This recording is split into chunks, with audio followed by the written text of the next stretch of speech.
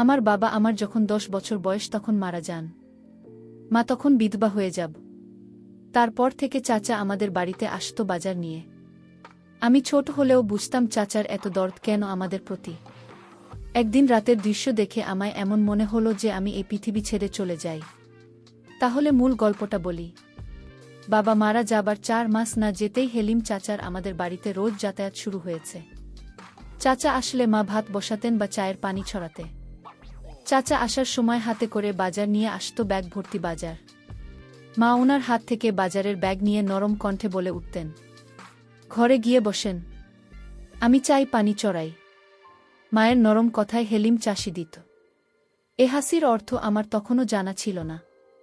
বয়সটা কম, আমার 10 বছর হবে।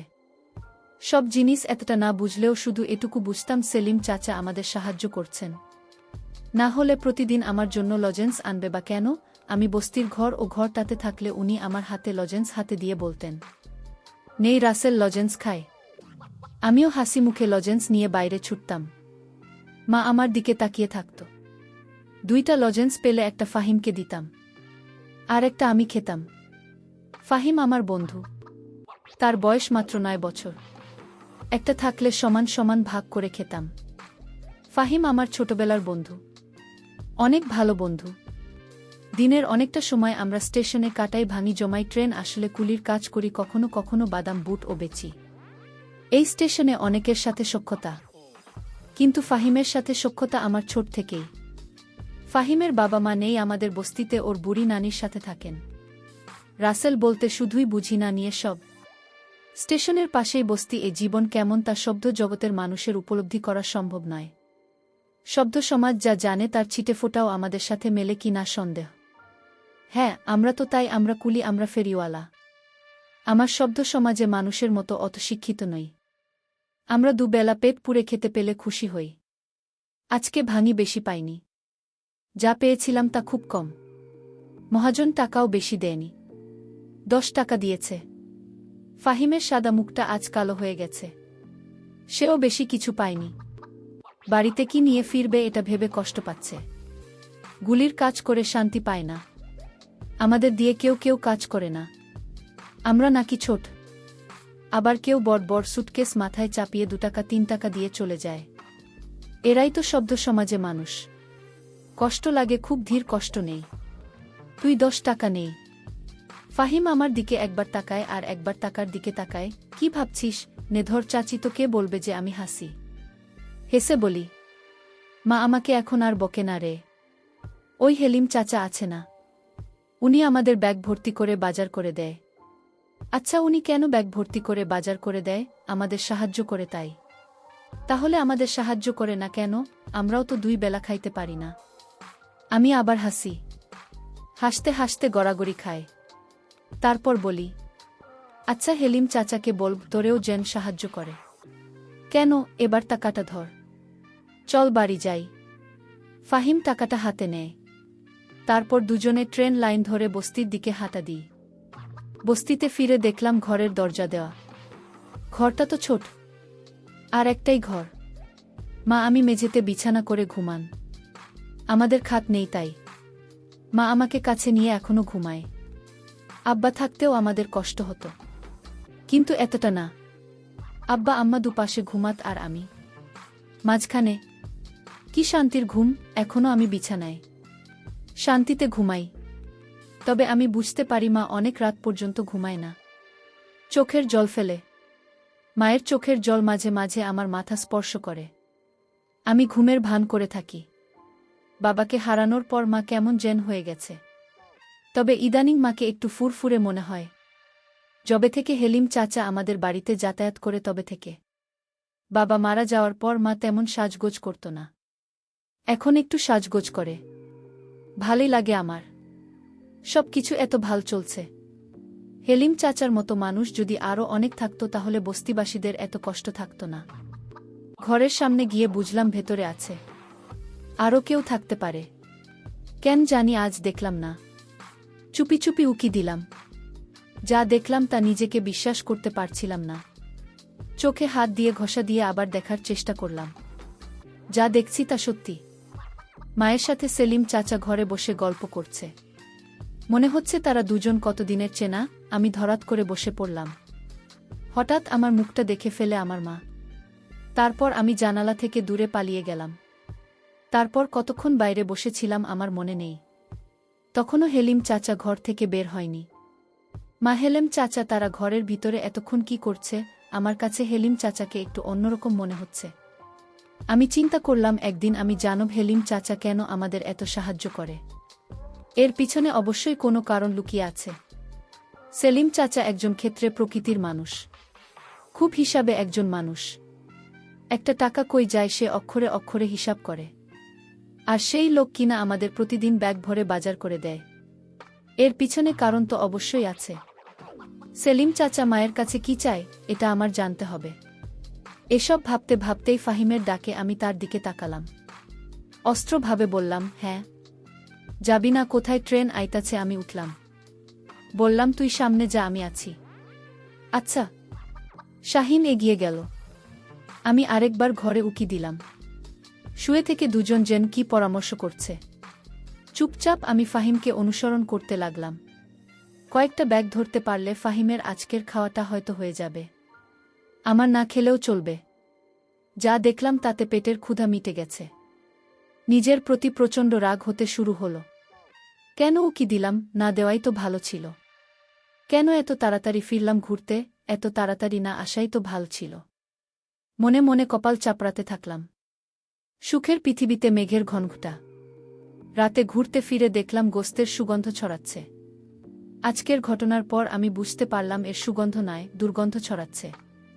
আমার ভীষণ বমি পাচ্ছিল। নিজেকে ঠিক রেখে ঘুরতে ঢুকলাম। হেলিম চা চলে গেছে। সেলিম চাচা যেখানে বসেছিল সেই জায়গাটা দেখে আমার খুব খারাপ লাগছে। মা পিছন থেকে ডাকে, রাসেল, কি রে বাবা, কি হয়েছে তোর? আমি কোনো কথা না বলে চুপ থাকি। মা আবার আমাকে জিজ্ঞেস করে, কথা কস না কেন রাসেল? কি হয়েছে? আমি আবার বললাম, গোস্ত পায় না কই মা। মা হাসে উত্তর দেয়, তোর হেলিম চাচা দিয়ে গেছে। সেলিম চাচা শুধু আমাদের কেন দেয়, বস্তিতে আরও মেলা মানুষ আছে তা গড়ে দেয় না, খালি আমাগো দেয়। কেন না? আমার এই প্রশ্ন শুনে মা হতভম্ব হয়ে যায়। হয়তো মনে মনে ভাবে, এ কোন রাসেলকে দেখছি। কোমা, চুপ থাকিস না। মা বলে, তোর এত কথার উত্তর দেব আর পাব না। যা গায়ে পানি দিয়ে আয়। আমি দাঁড়িয়ে থাকি, নড়াচড়া করি না।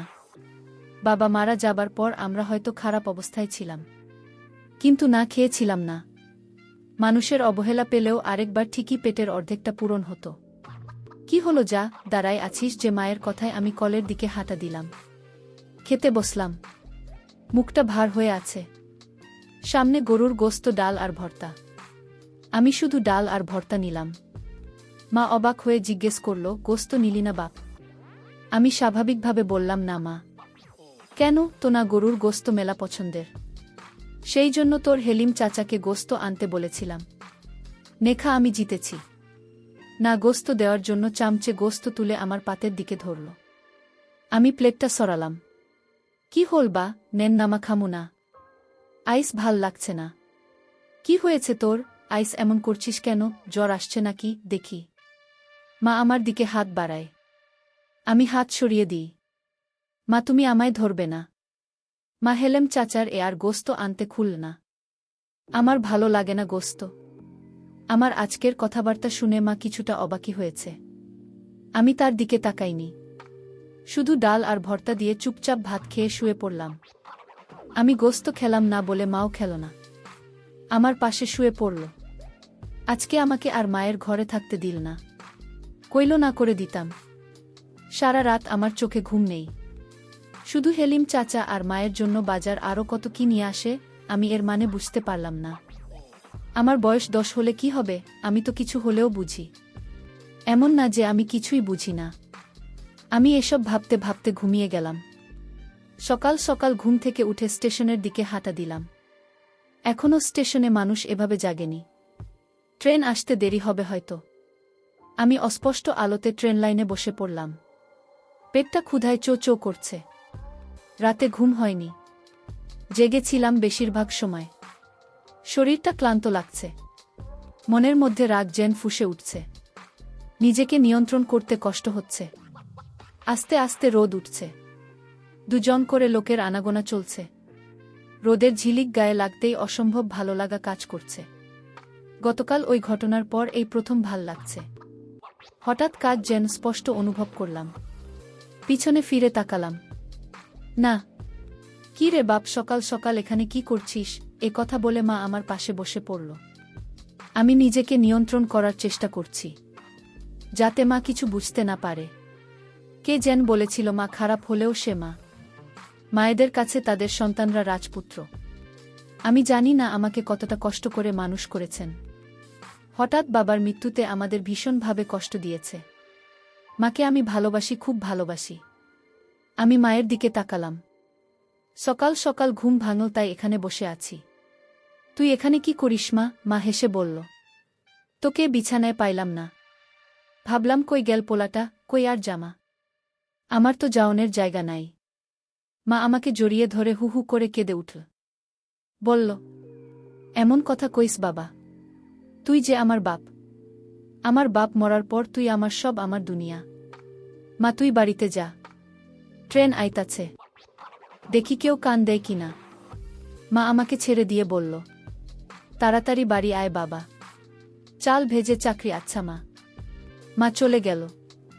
আমার মনটাও নরম হয়ে গেল। মা তো মাই হয়, মায়ের কাছে দুনিয়ার সব কিছু মিথ্যা। না, এমনই একজন যার মুখের দিকে তাকালে সব কষ্ট যন্ত্রণা ভোলা যায়। ট্রেন আসলো। আমি দৌড়ে গেলাম। যাত্রী আছে কিছু, কয়েকজন ভদ্রলোক নামছে। আমি এগিয়ে গেলাম। স্যার, সুটকেস ব্যাগ ধরতে হইব। কালো কোট প্যান্ট পরা লোকটা বলে উঠল। পারবি তুই? অনেক ওজন কিন্তু। আমি হেসে বললাম, পারব স্যার, এটাই তো আমার কাম। আমার কথা শুনে সুটকেসটা মাথায় তুলে দিল। আরেক হাতে আর একটা ব্যাগ।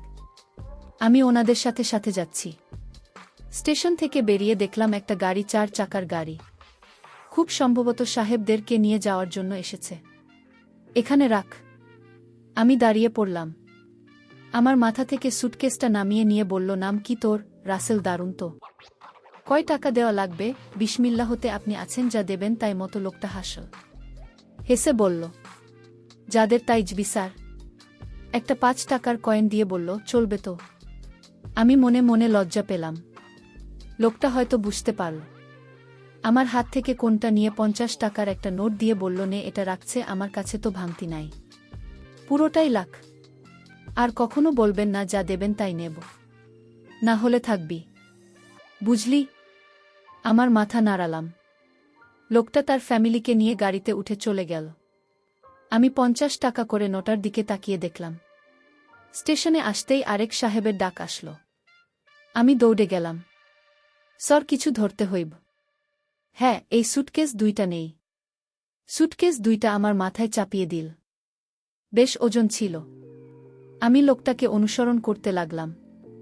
উনার সাথে একজন মহিলা, সম্ভবত ওনার স্ত্রী। রাস্তার দিকে আসার পর লোকটা একটা ট্যাক্সি ঠিক করল। ততক্ষণ আমি সুটকেস নিয়ে দাঁড়িয়ে মনে মনে ভাবলাম, কতক্ষণ নামাতে পারলে বাঁচি। সুটকেস 2টা নামিয়ে উনি আমাকে 10 টাকার একটা নোট ধরিয়ে দিয়ে বলল, নে। আমি টাকাটা হাতে নিয়ে বললাম, আর 10 টাকা দেন। স্যার, কম হয়ে যায় তো। আর 10 টাকা? মানে একটা সুটকেস 10 টাকা, 2টা সুটকেস 20 টাকা। 10 টাকা দিয়েছি, এটাই বেশি দিচ্ছি। যা ভাগ। লোকটা কর্কশ কণ্ঠে বলে উঠল। আমি নরম স্বরে বললাম, স্যার, ঢোকানো হয়ে যায়। একথা শুনে আমাকে থাপ্পড় দিয়ে বলল, পাজি ছেলে, মুখে মুখে তর্কও করিস। 10 টাকা দিয়েছি, এটাই বেশি। এ কথা বলেই উনারা ট্যাক্সি করে চলে গেল। আমি মাটিতে পড়েছে থাকলাম। গা ছাড়তে ছাড়তে ভাবলাম, দুজনের মাঝে কত ব্যবধান। একজন কত বিনয়ী আর একজন কত বাজে লোক, অথচ দুজনেই কোটটাই পরা। আল্লাহর এই দুনিয়া কত খেলা যে চলে, তার শেষ নেই। বাড়িতে ফিরে দেখলাম ফাহিম মায়ের পাশে বসে আছে। মা চাল ভাজা। আমি তাদের পাশে বসে পড়লাম। শাহিনকে বললাম, সকাল সকাল তুই? ফাহিমের মুখটা কালো হয়ে গেল। মনমরা হয়ে বলল, দাদির যত বাড়ছে, বিছানা থাকিবার পারে নাই, ক্ষুধা লাগছে। ফাহিমের কথায় মা বলল, দুপুরবেলা এখানে ভাতও খায় ফাহিম, যেটা আমার জন্য নিয়ে যায়। ফাহিম এবার একটু স্বস্তির নিঃশ্বাস ফেল। আচ্ছা চাচি, যা। আর চাল ভাজা খেয়ে ফাহিম সহ স্টেশনের দিকে ছুটলাম। কিছুক্ষণ পর ফাহিম বলে উঠল, তার পিছনে ধুলা কেন? আমি পেছনে ফিরে তাকালাম, দেখলাম সত্যি সত্যি অনেক ধুলো। ঝাড়তে ঝাড়তে বললাম, এক সাহেব এতে ধাক্কা দিয়ে ফেলে দিচ্ছে। ধাক্কা মারছে কেন? 2টা সুটকেস জন্য 10 টাকা দিচ্ছিল, 20 টাকা চাইতে ধাক্কা মারল। ফাহিমুল মনটা খারাপ হয়ে গেল। আমি জানি আমার জন্য অনেক মায়া, অনেক টান, অনেক ভালোবাসে ও আমায়। আমি 50 টাকার নোট বের করে ওর হাতে দিয়ে বললাম, নে ধর। 50 টাকার নোট দেখে অবাক হয়ে আমার দিকে তাকাল। এত সকাল সকাল 50 টাকা কই পাইলে? আমি সহাস্য মুখে বললাম। আরেক সাহেব এতে খুশি হয়েছে। নে ধর, দাদার জন্য ওষুধ কিনিস। মুহূর্তেই ফাহিম ওর মনটা ভালো হয়ে গেল, হাসি মুখে বলল। বিকেলে বাড়িতে ফিরে দেখলাম চুলোর পাশে হেলিম চাচা বসে আছে। মা চুলো ধরিয়েছে। আমি আসার আগে বাড়ির আড়াল থেকে এতটুকু শুনলাম যে মা হেলেম চাচাকে বলছে, আপনি এ বাড়িতে আসবেন না। মানুষের কথা শুনতে হয়, মাইনসে কি তাহলে ভাবতে পারো? পারুল আমার মায়ের নাম। তাও হেলিম চাচা বলল, চল কাজী অফিসে, তোকে বিয়ে করে ফেলি, রানী করে রাখব তোকে। আমার বিয়ের ইচ্ছা নাই। তাহলে কি বিধবা হয়ে থাকবি? এ কথা শুনে মা চমকিত হয়ে গেল। হেলিম চাচার দিকে বিষণ্ণ দৃষ্টিতে তাকাল। মায়ের চাহনি দেখে আমার মায়া হল, বড় মায়া। হেলিম যাচ্ছে বলে উঠল, বিয়া করতে চাই তা আছি, তাও তো হয় না। নাকি আমার বাড়িতে আমার আরব ও আছে, ভিতরে সুখে রাখব না? তাহলে আমার রাসেলের কি হবে? রাসেলকে নিয়ে ভাবিস না, ওই তো আমার পোলার মতো। এই কথা শোনার পর আমার মেজাজটা খারাপ হতে লাগল। বাড়িতে কিভাবে যাব সেটা নিয়ে ভাবতে লাগলাম। যাব কি যাব না সেটা নিয়ে দোটানায় পড়ে গেছি। শেষ পর্যন্ত গেলাম। আমাকে দেখে হেলিম চাচা বলে উঠল, আরে বেটা, কি খবর? গান কাজ সব ভালো তো? ভালো। মিছিমিছি বাড়িতে ঢুকে কিছুক্ষণ পর বের হয়ে আসলাম। বাইরে লোকটা মায়ের সাথে তার ব্যবসা নিয়ে কথা বলছিল। আমি জানি আমি না থাকলে অন্য কথা বলতো। এখন বাজে লোক মনে হয় তাকে। আমাকে দেখে বলল, নে লজেন্স খা। আমি বললাম, আমি লজেন্স খাওয়া ছাড়া দিচ্ছি, তাহলে তোর লাইগা কি আনন্দ? কিছু না। এ কথা বলে আমি হাঁটা দিলাম। মা পিছন থেকে তাকে বাদ খাইয়া যা। আমি পিছনে না ফিরে বললাম, পরে থামো। মনে মনে ভাবলাম, থাক, তোমার সুখে আমার যেদিকে চোখ যায় সেদিকেই চলে যাব। মা তখন দৌড়ে এসে আমাকে একটা জোর দিয়ে বলল, আমি যা করেছি তো সুখের জন্যই করেছি। তোর বাপ মারা যাওয়ার পর যদি তোর চাচা হেলিম আমাদের না সাহায্য করত, তাহলে আমরা ভিক্ষা করতে হতো রাস্তায় রাস্তায়। আর তোর চাচাকে তুই যে রকম খারাপ ভাবে সে ততটা খারাপ না। তুই মাঝে তোর চাচা আমাকে রুমে দেখতে পেয়ে বাজে ভাবে নিচ্ছিস। আসলে তো চাচা তো বাবার চিঠি নিয়ে আমার সাথে কথা বলতো আর আমাকে সান্ত্বনা দিত। আল্লাহ যা করেন তা ভালোর জন্যই করে। তো হেলিম চাচা আমাদের পাশে না থাকলে যে আমাদের কি হতো? বাক, তুই রাগ করিস না। সেলিম চাচা বলল, ঠিক আছে, ছেলে যেহেতু চায় না আমি তোমাদের সাহায্য করি, তাহলে আমি আর আসব না। আমার তবু সন্তান কিছুই নাই। ভাইজান মারা যাওয়ার পর আপন বলতে আপনি ছাড়া কেউ ছিল না। আমি তোমার নামে আমার সমস্ত সম্পত্তি লিখে দিয়েছি। তোমরা মা ছেলে ভালো থাকো, আমি চলে যাই। মা তখন আমাকে বলল, বাবা, তুমি যেদিন তো চাচাকে আমার ঘরে দেখে সন্দেহ করেছিলি, ওই দিন তো চাচা আর আমি পরামর্শ করে আমার নামে সমস্ত কিছু লিখে দিয়েছে তো চাচা, আমি নিজে চাইনি। তোর চাচা বলল, আপনি আর রাসেল ছাড়া কি আছে আমার? আমি আপনার নামে সমস্ত সম্পত্তি লিখে দিলাম। আর তোর চাচা তো তোর বাপের আপন ভাই, তাহলে তার সাহায্যে পেলে ক্ষতি কি? চা তো বাপের সমতুল্যই। তুই আমাদের যে রকম ভাবছিস আমরা আসলে তেমন না, এটা তো ভুল ধারণা বাপ, আমি কোনো পাপ করিনি। মায়ের কথা শুনে আমি হেলিম চাচাকে জড়িয়ে ধরে কাঁদতে শুরু করলাম আর বললাম, চাচা, আমি তোমাকে ভুল বুঝেছিলাম, মাফ কইরা দিয়া আমায়। বন্ধুরা, গল্পটি কেমন লাগলো তা কমেন্ট করে জানাবেন। ধন্যবাদ।